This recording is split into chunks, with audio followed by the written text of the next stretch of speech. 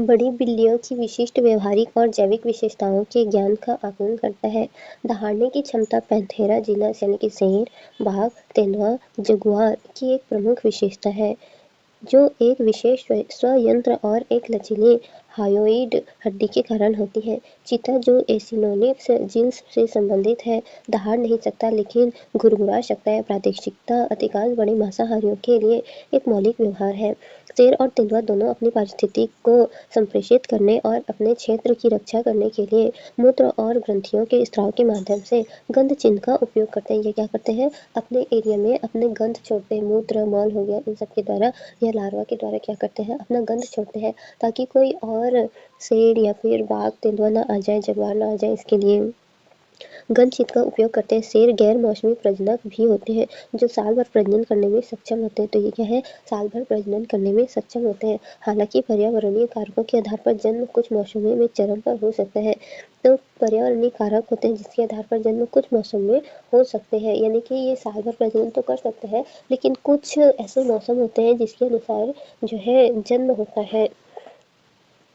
तो याद करने योग्य क्या है? बड़ी बिल्लियों के स्वर। दहाड़ने वाली बिल्लियां जीनस पैंथेरा, इसमें शेर, बाघ, तेंदुआ और जगुआर शामिल है। इनमें एक विशेष स्वर यंत्र और एक अपूर्ण रूप से अधिक अस्थिकृत हायोइड हड्डी होती है, जो दहाड़ने में क्या होती है? सक्षम बनाती है। न दहाड़ने वाली बिल्लियां, इसमें चीता और प्यूमा शामिल है, इसमें पूरी तरह से अस्थिकृत हायोइड हड्डी होती है, जो घुरघुराने की अनुमति देती, लेकिन दहाड़ने की नहीं देती है।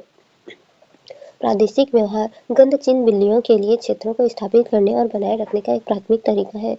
शेर सामाजिक रूप से और तेंदुए एकाकी रूप से दोनों अपनी गंध छोड़ने के लिए मूत्र, मल और वस्तुओं से रगड़ने का उपयोग करते हैं। प्रजनन पैटर्न। शेर पॉलीएस्ट्रस होते हैं, जिसका अर्थ है कि मादाएं एक वर्ष में कई बार मध्य में आ सकती हैं, जिससे वे साल भर प्रजनक बन जाते हैं। तो इसमें क्या होता है? पॉलीएस्ट्रस होते हैं, जिसका अर्थ है मादा एक वर्ष में कई बार मध्य में आ सकती है, जिससे वे साल भर प्रजनक बन सकते हैं।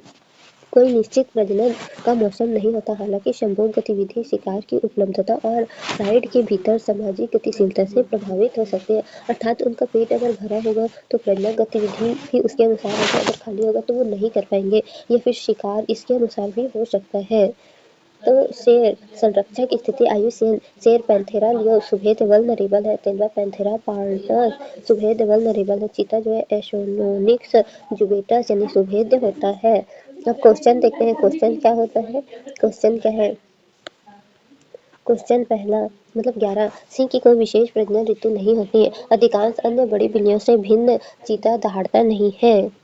सिंह की कोई विशेष प्रजनन ऋतु नहीं होती, ये तो सही है। अधिकांश अन्य बड़ी बिल्लियों से भिन्न चीता दहाड़ता नहीं, ये भी सही है। नर सिंह से भिन्न नर तेंदुए गंध चिन्ह द्वारा अपना क्षेत्र घोषित नहीं करते। तो तीसरा गलत है। आंसर होगा 1 और 2। आंसर क्या होगा? 1 और 2, पहला और दूसरा। पहला सही है। शेर गैर मौसमी प्रजनक पॉलीएस्ट्रस होते हैं और वर्ष के किसी भी समय संभोग कर सकते हैं। दूसरा भी सही है। चीता एसिनोनिक्स जीनस से संबंधित है और इसमें विशेष स्वर यंत्र और हायोइड हड्डी का अभाव होता है, जो पैंथेरा जीनस की बड़ी बिल्लियों को दहाड़ने में सक्षम बनाता है। तीसरा गलत है। नर शेर और नर तेंदुए दोनों ही अत्यधिक प्रादेशिक होते हैं और अपने क्षेत्र की घोषणा करने के लिए गंध चिन्ह, मूल, मल रगड़ना एक उपयोग करते हैं। यह प्रश्न सह-विकास और अनिवार्य सहजीवन की अवधारणा का परीक्षण करता है।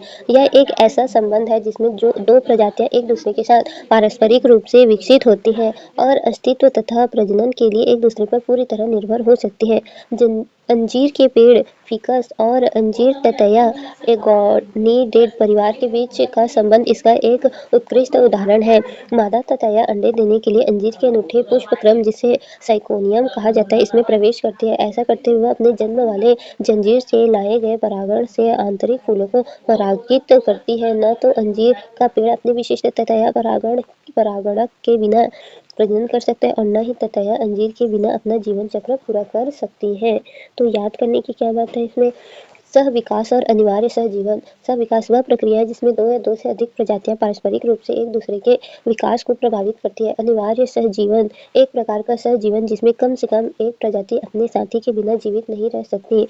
अंजीर ततैया संबंध इसका प्रमुख उदाहरण है। अंजीर ततैया जीवन चक्र एक मादा ततैया पराग से लदी हुई एक छोटे से छिद्र, जिसे ओस्टिओल कहते हैं, के माध्यम से एक अंजीर साइकोनियम में प्रवेश करती है।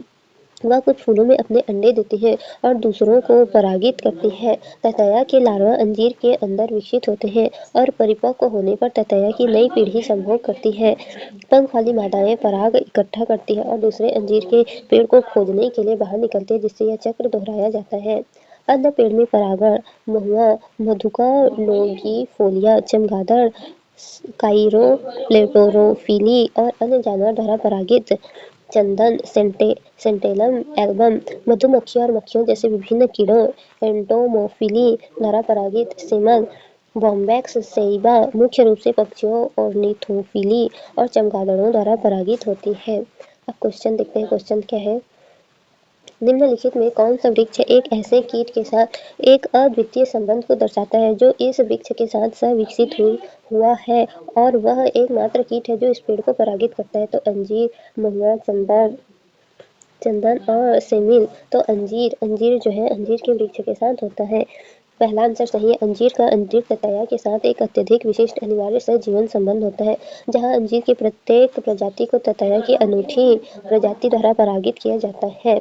बी महुआ गलत है। महुआ के पेड़ चमगादड़ पक्षियों और विभिन्न कीड़ों सहित विभिन्न सामान्य परागणकों द्वारा परागित होते हैं।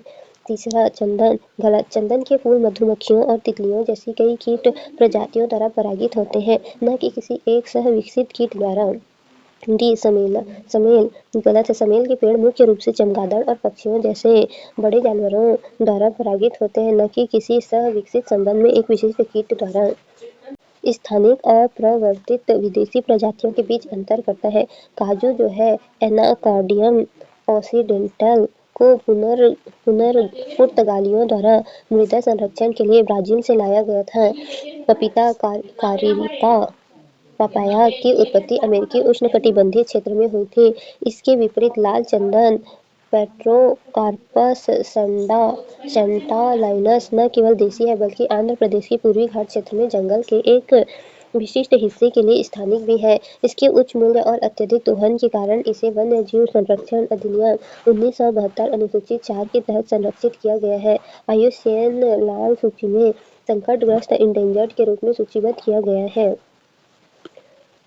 प्रजातियों की उत्पत्ति ब्राजील का मूल निवासी पुर्तगालियों द्वारा लाया गया। और पपीता उष्णकटिबंधीय अमेरिका का मूल निवासी। लाल चंदन आंध्र प्रदेश भारत में पूर्वी घाट का स्थानिक। सामान्य नाम लाल चंदन का टेरोकार्पस सेंटालिनस। नाम क्या है? रक्त चंदन। पर्यायवाच का है आंध्र प्रदेश में वनों के एक विशिष्ट क्षेत्र में पाया जाता है। उपयोग अपनी समृद्धि लाल रंग की लकड़ी के लिए बेशकीमती, जिसका उपयोग फर्नीचर, संगीत वाद्य यंत्र, डाई निकालने के लिए किया जाता है। IUCN में संकटग्रस्त इंडेंजर्ड है। साइट में परिशिष्ट 2 में व्यापार नियंत्रण है और वन्यजीव संरक्षण अधिनियम 1972 में चौथा में है। प्रवर्तित बनाम स्थानिक प्रजातियां। प्रवर्तित विदेशी एक प्रजाति जो अपनी मूल वितरण सीमा के बाहर रहती है, जो मानवीय गतिविधि द्वारा वहां पहुंची है। स्थानिक एक ऐसी प्रजाति जो किसी निश्चित स्थान की मूल निवासी और उसी स्थान तक सीमित है। क्वेश्चन क्या है? निम्नलिखित पर विचार कीजिए। काजू, पपीता, रक्त चंदन उपयुक्त में से कितने वृक्ष वास्तव में भारत के देसी वृक्ष है? तो रक्त चंदन भारत का देसी वृक्ष है, केवल एक होगा। गलत। पहला क्यों गलत है? यह पूर्वोत्तर ब्राजील का मूल निवासी है और इसे 16वीं शताब्दी में पुर्तगालियों द्वारा भारत लाया गया था। किसको? काजू को। पपीता भी गलत है। यह अमेरिका के उष्णकटिबंधीय क्षेत्र में संभावित दक्षिणी मेक्सिको और मध्य अमेरिका का मूल निवासी है। लाल चंदन यह रक्त चंदन सही है। यह दक्षिण भारत के पूर्वी घाट में विशेष रूप से पाई जाने वाली एक स्थानिक प्रजाति है। क्या है? एक स्थानिक प्रजाति है। कि उन्मूलन में क्या है? भारत में कई आम कृषि और बागवानी फसलें जैसे आलू, टमाटर, मिर्ची विदेशी मूल की है। इस प्रवृत्ति को जानते हुए काजू और पपीता जैसी आम वस्तुओं के देसी होने पर संदेह किया जा सकता है। तो क्या है? बागवानी फसलें जैसे आलू हो गया, टमाटर हो गया, मिर्ची, ये विदेशी मूल है। एक मेम्ब्रेन बायोरिएक्टर (MBR) एक उन्नत अपशिष्ट जल उपचार तकनीक है जो माइक्रोफिल्ट्रेशन या अल्ट्राफिल्ट्रेशन जैसी झिल्ली प्रक्रिया को एक जैसी जैविक प्रक्रिया, आमतौर पर एक सक्रिय कीचड़ प्रक्रिया के साथ जोड़ती है। झिल्लियाँ एक भौतिक अवरोधक के रूप में कार्य करती है जो उपचारित पानी को जैविक कीचड़ से अलग करती है। यह पारंपरिक प्रणालियों में उपयोग किए जाने वाले एक अलग अवसाद टैंक द्वितीयक क्लेरिफायर की आवश्यकता को समाप्त करता है। इसके परिणामस्वरूप एक उच्च गुणवत्ता वाला बाह्य स्त्राव होता है जिसका पुनः उपयोग किया जा सकता है। एक काफी छोटा प्लांट पद चिन्ह और बेहतर प्रक्रिया नियंत्रण होता है।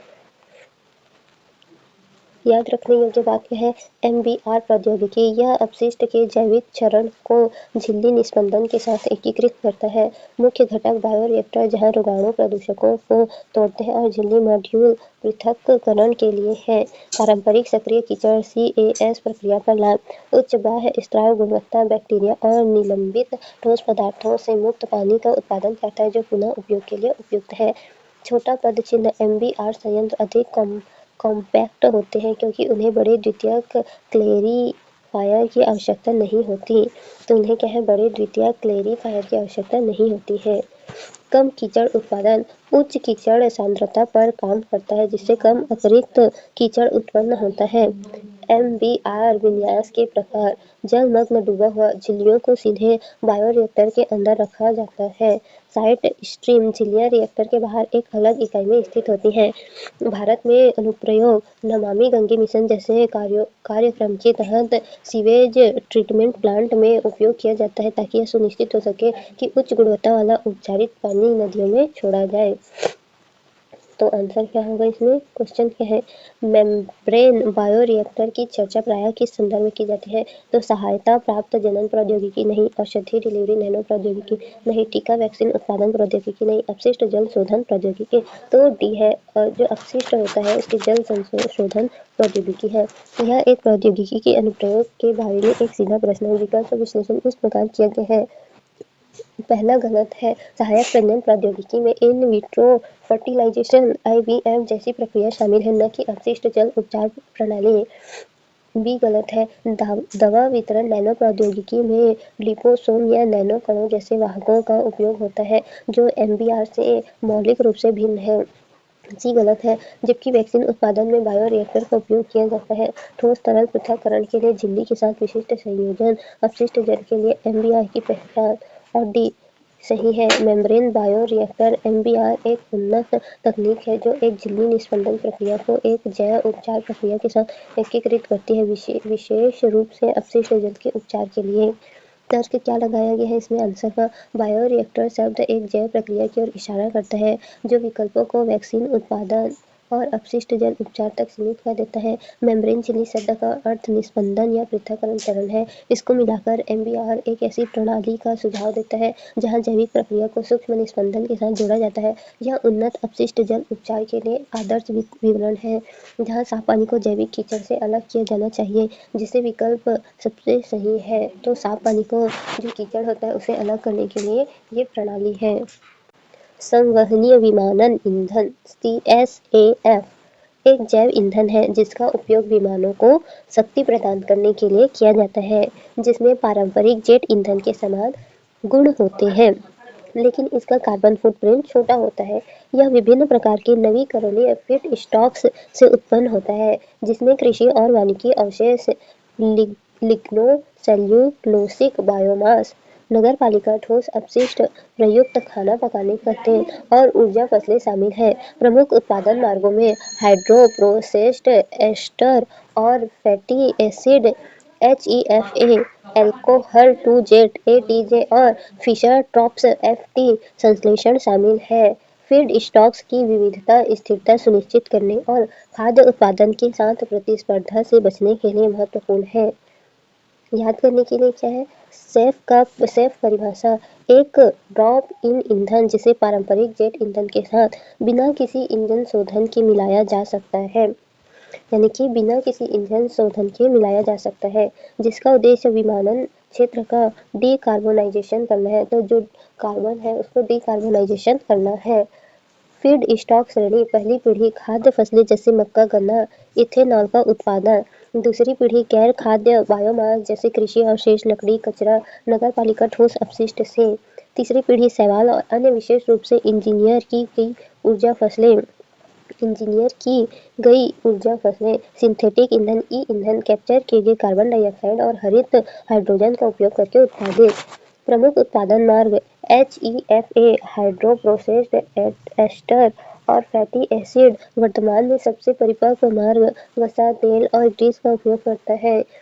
8G alcohol to jet alcohol जैसे मक्के से एथेनॉल को जेट ईंधन में परिवर्तित करता है। FT फिशर ट्रॉप्स बायोमास गैसीकरण से प्राप्त सिनगैस को तरल ईंधन में परिवर्तित करता है। भारत का SAF लक्ष्य भारत ने 2025 तक जेट ईंधन में 1% सैफ सम्मिश्रण का सांकेतिक लक्ष्य निर्धारित किया है, जिसे 2030 तक 5% तक बढ़ाया जाएगा। 2030 तक 5% बढ़ाया जाएगा। क्वेश्चन क्या है? निम्न सामग्री पर विचार कीजिए: कृषि अपशिष्ट, मक्के के दाने, अपशिष्ट जल शोधन और पंख काष्ठ मिल अपशिष्ट। उपयुक्त में से किसका उपयोग संधारणीय विमान ईंधन उत्पादन के लिए फीड स्टॉक के रूप में किया जाता है? तो इन सभी का उपयोग जो है अब बनाने के लिए किया जाता है। तो 1 2 3 4 होगा, सी होगा आंसर। 1 2 3 4 पहला क्या? कृषि अवशेष जैसे पुआल और मक्के की पराली उन्नत जैव ईंधन के प्रमुख सिग्नो-सेल्यूलोसिक फीड स्टॉक है।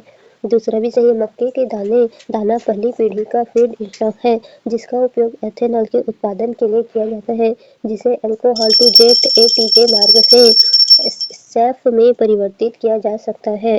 तीसरा भी सही है। अपशिष्ट जल उपचार कीचड़ को हाइड्रोथर्मल द्रवीकरण जैसी प्रक्रियाओं के माध्यम से जैव कच्चे तेल में परिवर्तित किया जा सकता है, जिसे बाद में सैफ में परिष्कृत किया जा सकता है। चौथा भी सही है। लकड़ी मिल का कचरा जो वानिकी अवशेषों का एक रूप है, सैफ उत्पादन के लिए लिग्नो-सेल्यूलोसिक बायोमास का एक ऐसा महत्वपूर्ण स्रोत है। सल्फर डाइऑक्साइड एक विषाक्त गैस है जो मुख्य रूप से कोयले और तेल जैसे जीवाश्म ईंधन के दहन से उत्पन्न होती है, जिसमें सल्फर होता है। तो एक जीवाश्म ईंधन और तेल से उत्पन्न होती है।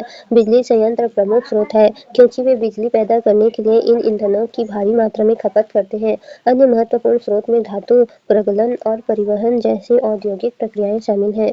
पर्यावरणीय रूप से CO2 अम्लीय वर्षा का एक प्रमुख अग्रदूत है, जो तब होती है जब यह वायुमंडल में पानी और ऑक्सीजन के साथ प्रतिक्रिया करके सल्फ्यूरिक एसिड बनाता है।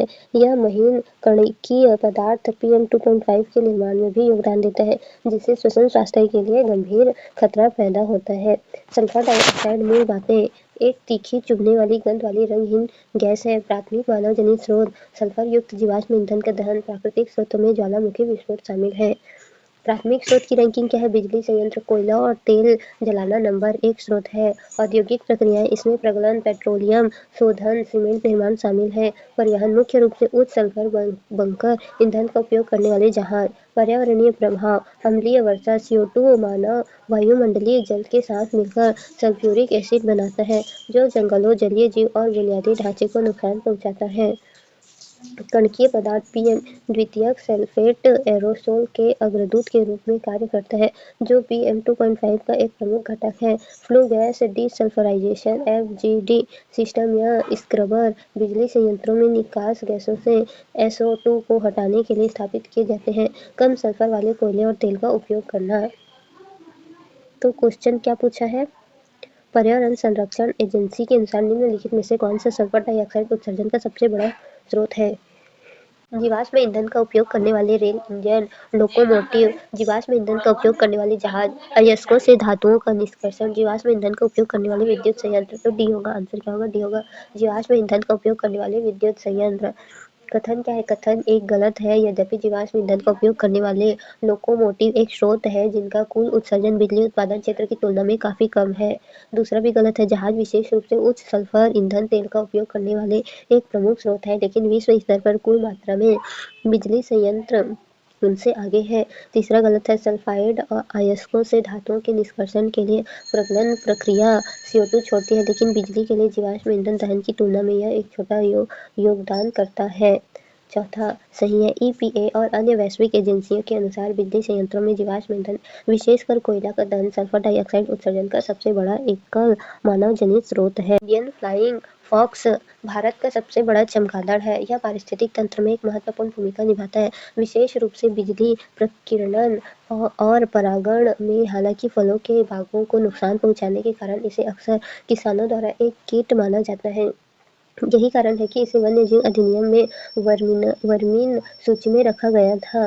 वर्मीन WPA 1972 की अनुसूची 5 में कौवा, फ्रूट बैट्स, चूहे और मूषक शामिल हैं। इंडियन फ्लाइंग फॉक्स शाकाहारी है। यह अंजीर, आम, अमरूद आदि खाता है। इकोलॉजिकल भूमिका: इन्हें जंगल का किसान भी कहा जा सकता है क्योंकि ये बीजों को दूर दूर तक फैलाते हैं। गलत धारणा: अक्सर चमगादड़ों को बीमारी फैलाने वाले या खून पीने वाले जीवों के रूप में गलत समझा जाता है, लेकिन केवल वैम्पायर बैट्स की 3 प्रजातियां ही रक्त पीती हैं। फिर आगे क्वेश्चन क्या है? फिर क्वेश्चन है, निम्नलिखित कथनों पर विचार कीजिए। फ्लाइंग फॉक्स को इंडियन फ्लाइंग फॉक्स को वन्य जीव संरक्षण अधिनियम 1972 के अधीन पीड़क जंतु वर्मीन की श्रेणी में रखा गया है। इंडियन फ्लाइंग फॉक्स अन्य जंतुओं का रक्त पीता है नहीं, तो पहला सही है। कथन 1 और कथन 2 दोनों सही है, तो ये गलत है। कथन 1 और कथन 2 दोनों सही है, ये भी गलत है। कथन 1 सही है किंतु कथन 2 सही नहीं है, तो आंसर होगा सी। कथन 1 सही है किंतु कथन 2 सही नहीं है। कथन 1 क्यों सही है? भारतीय वन्य जीव संरक्षण अधिनियम 1972 की अनुसूची 5 शेड्यूल 5 के तहत कुछ जानवरों को वर्मीन या पीड़क जंतु के रूप में वर्गीकृत किया गया है। इसमें फ्रूट बैट्स शामिल हैं। चूंकि इंडियन फ्लाइंग फॉक्स एक फ्रूट बैट है, इसलिए यह श्रेणी में आता है। वर्मीन वे जानवर हैं जिनका शिकार प्रतिबंधित नहीं है। दूसरा, इंडियन फ्लाइंग फॉक्स फलाहारी है। यह मकरंद भक्षी होते हैं। वे मुख्य रूप से पके हुए फल जैसे आम, केले, फूलों का रस पीते हैं। वे रक्त नहीं पीते हैं। रक्त पीने वाले चमगादड़ वैम्पायर बैट्स होते हैं जो मुख्य रूप से अमेरिका में पाए जाते हैं, भारत में नहीं। पर्णपाती पेड़ वे पौधे होते हैं जो पानी के संरक्षण या ठंडी परिस्थितियों से बचने के लिए एक विशिष्ट मौसम के दौरान आमतौर पर एक साथ अपने पत्ते गिरा देते हैं। भारत में उष्णकटिबंधीय पर्णपाती पेड़ वाष्पोत्सर्जन के माध्यम से पानी के नुकसान को कम करने के लिए शुष्क मौसम के दौरान अपने पत्ते गिरा देते हैं। इसके विपरीत सदाबहार पेड़ साल भर अपनी पत्तियों को बनाए रखते हैं। सागौन और महुआ विशिष्ट आर्द्र शुष्क मौसम वाली जलवायु के अनुकूल होते हैं, जिससे उनकी पर्णपाती प्रकृति एक मुख्य उत्तरजीवित रणनीति बन जाती है। हालांकि कटहल साल भर उच्च वर्षा वाले आर्द्र क्षेत्र में पनपता है, जो सदाबहार वनों में विशेषता है। जो कि सदाबहार वनों की क्या है? विशेषता है। पर्णपाती बनाम सदाबहार पेड़ पर्णपाती शुष्क मौसम में पत्ते गिराते हैं, जैसे सागौन, साल, महुआ, चंदन। सदाबहार साल भर पत्ते बनाए रखते हैं। 200 सेंटीमीटर वार्षिक वर्षा वाले क्षेत्र में पाए जाते हैं, जैसे कि कटहल, शीशम, आबनूस। सागौन टेक्टोना ग्रैंडिस उष्णकटिबंधीय नम पर्णपाती वन, वर्षा 200 से 300 सेंटीमीटर की एक प्रमुख प्रजाति, एक मूल्यवान दृढ़ लकड़ी की प्रजाति जो मध्य भारत और पश्चिम भारत में बड़े पैमाने पर पाई जाती है। महुआ मधुका इंडिका उष्णकटिबंधीय शुष्क पर्णपाती वनों, वर्षा 70 से 100 सेंटीमीटर, एक विशिष्ट वृक्ष, गैर इमारती लकड़ी वन उत्पाद एंटी-एफपी के रूप में अत्यधिक मूल्यवान। इसके फूलों का उपयोग भोजन और पारंपरिक शराब के लिए किया जाता है। कटहल आर्टोकार्पस हेटेरोफिलस पश्चिम घाट का मूल निवासी एक सदाबहार पेड़, उष्णकटिबंधीय आर्द्र जलवायु में पनपता है और तटीय और उच्च वर्षा वाले क्षेत्र में व्यापक रूप से इसकी खेती की जाती है। तो क्वेश्चन क्या है? निम्नलिखित वृक्षों पर विचार कीजिए। कटहल आर्टोकर्पस हेटेरोफाइल्स, महुआ मधुका इंडिका, सागौन टेक्टोना ग्रैंडिस। उपयुक्त में से कितने पर्णपाती वृक्ष है? तो वृक्ष 2 है, केवल 2 के सभी 3 कोई भी नहीं। तो कटहल जो है या महुआ, सागौन, इनमें से कौन सा है? तो पहला तो गलत है, महुआ और सागौन है। पहला क्यों गलत है? यह एक उष्णकटिबंधीय सदाबहार पेड़ है। कटहल क्या है? उष्णकटिबंधीय सदाबहार पेड़ है। आर्टोकार्पस हेटेरोफिलस। महुआ सही, यह एक प्रमुख उष्णकटिबंधीय शुष्क पर्णपाती पेड़ है। यह क्या है? उष्णकटिबंधीय शुष्क पर्णपाती पेड़ है जो शुष्क मौसम के दौरान अपनी पत्ती गिरा देते हैं। सागौन यह उष्णकटिबंधीय नम पर्णपाती पेड़ का एक उत्कृष्ट उदाहरण है जो शुष्क मौसम में अपने पत्ते गिराने के लिए जाना जाता है। मार्सुपियस स्तनधारी होते हैं, जिनकी विशेषता एक विशिष्ट थैली मार्सुपियम होती है जिसमें वे अपने बच्चों को रखते हैं। उनका भौगोलिक वितरण जैव भूगोल का एक उत्कृष्ट उदाहरण है, जो बड़े पैमाने पर ऑस्ट्रेलेशिया कंगारू, कोआला, वालाबी और अमेरिका ओपोसम तक ही सीमित है, जो महाद्वीप बहाव और विकासवादी अलगाव का परिणाम है। कथन 2 गलत है। कथन दो गलत है, क्योंकि मार्सुपियस अत्यधिक अनुकूलनीय होते हैं और जंगलों, सवाना से लेकर शुष्क रेगिस्तान तक विभिन्न पारिस्थितिक तंत्र में रहते हैं, न कि केवल पर्वतीय घास के मैदान में। इसके अलावा कोई शिकारी नहीं का दावा झूठा है। उन्हें अपने मूल वातावरण में डिंगो, चील और तस्मानियन डेविल जैसे जानवरों को शिकार का सामना करना पड़ता है। परिभाषा याद रखने योग्य मुख्य बिंदु, परिभाषा और उदाहरण। मार्सुपियस थैले वाले स्तनधारी हैं। मुख्य उदाहरण कंगारू, कोआला, वोम्बैट, ओपोसम और तस्मानिया डेविल शामिल हैं। बच्चे, जिन्हें जोई कहा जाता है, बहुत अपरिपक्व अवस्था में पैदा होते हैं और अपनी मां की थैली के अंदर अपना विकास पूरा करते हैं। भौगोलिक वितरण मुख्य रूप से ऑस्ट्रेलिया और अमेरिका में पाए जाते हैं। एशिया और अफ्रीका में उनकी अनुपस्थिति जैव भौगोलिक बाधाओं जैसे कि वैलेस रेखा, जो एशिया और वालिसिया एशिया और ऑस्ट्रेलिया के बीच एक संक्रमणकालीन क्षेत्र की पारिस्थितिक क्षेत्र को अलग करती है, द्वारा समझाई गई है। आवास विविधता वे किसी एक आवास तक सीमित नहीं। वे नीलगिरी जंगलों, कोआला, घास के मैदानों और सवाना, कंगारू और यहाँ तक कि शहरी परिवेश ओपोसम सहित विभिन्न वातावरण में फलते फूलते हैं। शिकारी शिकार गतिशीलता मार्सुपियल के प्राकृतिक शिकारी होते हैं और वे अपने मूल खाद्य जाल का एक अभिन्न अंग डिंगो, चील, बड़े सांप और कोल आम शिकारी हैं। ये सब क्या है? आम शिकारी हैं। तो आंसर क्या होगा? क्वेश्चन देखते हैं। क्वेश्चन क्या है? निम्नलिखित कथनों पर विचार कीजिए। कथन एक, शिशुधानी स्तनी मार्सुपियल प्राकृतिक रूप से भारत में नहीं होते। दूसरा, शिशुधानी स्तनी केवल परभक्षी रहित पर्वतीय घास स्थलों में ही पनप सकते हैं। तो क्या था? कथन एक और कथन दो दोनों सही है तथा कथन एक सही व्याख्या करता है नहीं। कथन एक और कथन दो दोनों सही तथा कथन एक की सही व्याख्या नहीं है। तो मेरे हिसाब से तो बी होगा, सी है। कथन एक सही किंतु कथन दो गलत है। परभक्षी रहित पर्वतीय घास स्थलों में पनप सकते हैं। स्तनी केवल परभक्षी रहित पर्वतीय घास स्थलों में ही पनप सकते हैं, ये गलत है। कथन एक सही है। मार्सुपियस ऑस्ट्रेलेशिया और अमेरिका के मूल निवासी हैं। वे प्राकृतिक रूप से भारत में नहीं पाए जाते हैं। कथन दो गलत है। यह एक अतिवादी कथन है। मार्सुपियल विविध आवासों में रहते हैं और प्राकृतिक शिकारियों के साथ सह-विकसित हुए हैं। तार्किक मूलन कथन दो में अतिवादी शब्द है, केवल और कोई नहीं। यूपीएससी के प्रश्न में ऐसे पूर्ण दावे अक्सर गलत होते हैं। इसकी प्रतिबद्धतात्मक प्रकृति के कारण कथन दो को गलत मानकर कोई भी विकल्प ए, बी और डी को समाप्त कर सकता है। इससे सी एकमात्र तार्किक उत्तर बचता है, भले ही कथन एक का निश्चित ज्ञात हो या ना हो। फिर आता है क्वेश्चन 20। मूल अवधारणा। यह प्रश्न जानवरों की गतिविधि के पैटर्न, दिनचर, निशाचर, संध्याचर की समझ का परीक्षण करता है। सिंह पूंछ वाले मकाक जैसे दिनचर जानवर दिन के दौरान सक्रिय रहते हैं। मालाबार सेवेट जैसे निशाचर जानवर रात में सक्रिय होते हैं। सांभर हिरण संध्याचर जानवर गोधूलि के दौरान सबसे अधिक सक्रिय होते हैं। यद्यपि सांभर हिरण भारत में सक्रिय हो सकते हैं, उनकी चरम गतिविधि भोर और शाम के आसपास केंद्रित होती है, जिससे सामान्यतः निशाचर का लेबल सटीक नहीं रहता। संभवतः प्रश्न इसी सूक्ष्म अंतर को लक्षित कर रहा है। में गतिविधि पैटर्न। दिनचर ड्यूरेनल दिन के दौरान सक्रिय जैसे अधिकांश वानर, गिलहरी। निशाचर रात के दौरान सक्रिय उल्लू, चमगादड़, सिवेल। संध्याचर गोधूलि के घंटों भोर शाम के दौरान सक्रिय जैसे कई हिरण प्रजातियां, खरगोश। सिंह पूंछ वाला मैकाक दिन और वृक्षावासी, पेड़ों पर रहता है। दक्षिण भारत के पश्चिम घाट का स्थानिक है। आयुष इनके संकटग्रस्त है। मालाबार जो है पूर्णतः निशाचर एकांत प्रिय है। पश्चिम घाट का स्थानिक दुनिया के सबसे दुर्लभ स्तनधारियों में से एक है। आयुष्यन के गंभीर रूप से संकटग्रस्त है। सांभर हिरण मुख्य रूप से संध्याचर, हालांकि शिकारियों और मानवीय हस्तक्षेप से बचने के लिए रात में भी सक्रियता आम है। पर्यावरण। भारतीय उपमहाद्वीप और दक्षिण पूर्व एशिया में व्यापक रूप से वितरित आयुष्यन स्थिति सुभेद्य वल्नरेबल है। अब आंसर क्वेश्चन देखते हैं। निम्नलिखित प्राणी जात पर विचार कीजिए। सिंह पूंछ वाला मकाक यानी कि बंदर के बारे में बोल रहे हैं। मालाबार सिवेट, सांभर हिरण उपयुक्त में से कितने आमतौर पर रात्रिचर या सूर्यास्त के बाद अधिक सक्रिय होते हैं? तो मालाबार और सांभर हिरण दो, केवल दो आंसर है। एक मालाबार सिवेट है जो कि रात्रि में सक्रिय होते हैं। सांभर हिरण अपने आप को बचाने के लिए कभी कभी होते हैं। सिंह पूंछ वाला मकाक यह वानर दिनचर है, जिसका अर्थ है कि यह दिन के समय सक्रिय रहता है और रात में आराम करता है। मालाबार सिवे यह एक दुर्लभ मायावी स्तनपायी है जो पूरी तरह से निशाचर है और केवल रात में भोजन की तलाश करता है।